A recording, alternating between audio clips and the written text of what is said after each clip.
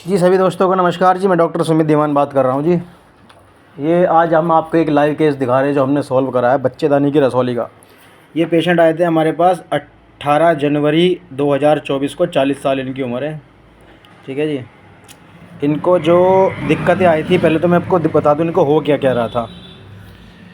इनका यूट्रस हो रहा था बल्कि साइज़ में, यानी कि जो एंडोमेट्रियम वॉल होती है, मायोमेट्रियम एंडोमेट्रियम वॉल जो होती है वो थिक हो रही थी, 12.7 mm की हो रही थी। ठीक है जी। उसके बाद इनको few small intramural fibroid are see largest measuring 7.7 into 7.4 mm in posterior myometrium.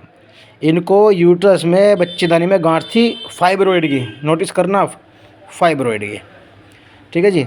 इनको हेट्रो इकोजेनिक कंटेंट भी बन रहे थे 8.2 इंटू 6.4 mm के। इनकी सर्विक्स जो थी इनकी सर्विक्स जो रास्ता होता है बच्चेदानी में गुजरने का, उसमें बन रही थी मल्टीपल नेबोदियन सिस्ट और सबसेंट्रिक बन रही थी।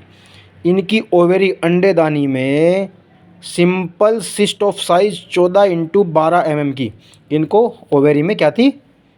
सिंपल एक सिस्ट थी। इम्प्रेशन में इनको क्या क्या आया? एंडोमेट्रियल कैविटी में इनका ब्लड क्लॉट था, इनकी ब्लीडिंग बंद नहीं हो पा रही थी, इंट्राम्यूरल फाइब्रोइड थी और लेफ़्ट ओवेरियन सिंपल सिस्ट थी। 3 दिक्कत थी। हमने इनको अपनी दवा चलाई बच्चेदानी की रसौली की। 18 जनवरी को हमारे पास आई, तो 22 या 25 तारीख के आसपास इनकी दवा शुरू करी हमने। और इनको हमने दवाई दी थी 40 दिन पूरे।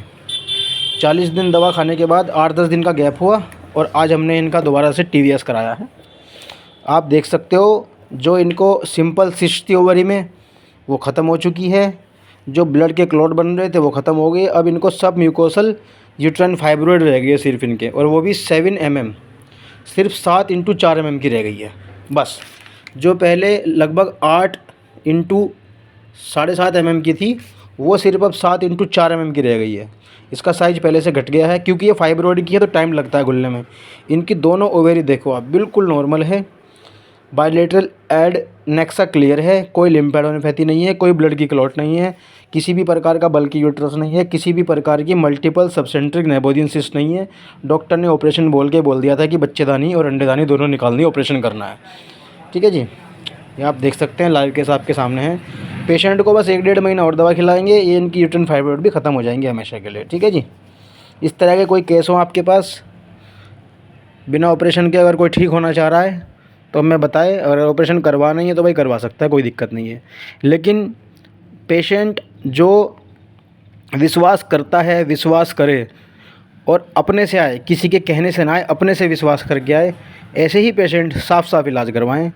कोई किसी के कहने पे बिल्कुल भी इलाज ना कराए, अपने विश्वास पे कराए कि हाँ डॉक्टर साहब की दवाई में दम है।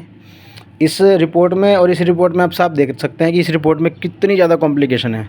जितना भी हाईलाइट हो रहा है टोटल कॉम्प्लिकेशन है, आप गौर से देख सकते हैं आप। इसमें फाइब्रोइड भी है, बल्कि यूट्रस भी है, एंडोमेट्रियम थिकनेस भी है, ओवेरियन सिस्ट भी है, इंटरमल फाइब्रोइड भी है, ब्लड के क्लॉट भी है, हेट्रोजेनिक कंटेंट भी है और सिंपल सिस्ट भी है 14 इंटू 12 mm की। सर्विक्स में भी दिक्कत है, सब सेंट्रिक नेबोदियन सिस्ट है। और इसमें देख लीजिए सिर्फ इंप्रेशन में एक चीज़ है, ये 40 दिन दवाई खिलाने के बाद इतना अच्छा रिजल्ट आया। बाकी अब इनको कुछ दिन और दवाई खिलाएंगे ताकि ये संपूर्ण रूप से ठीक हो जाए। ठीक है जी।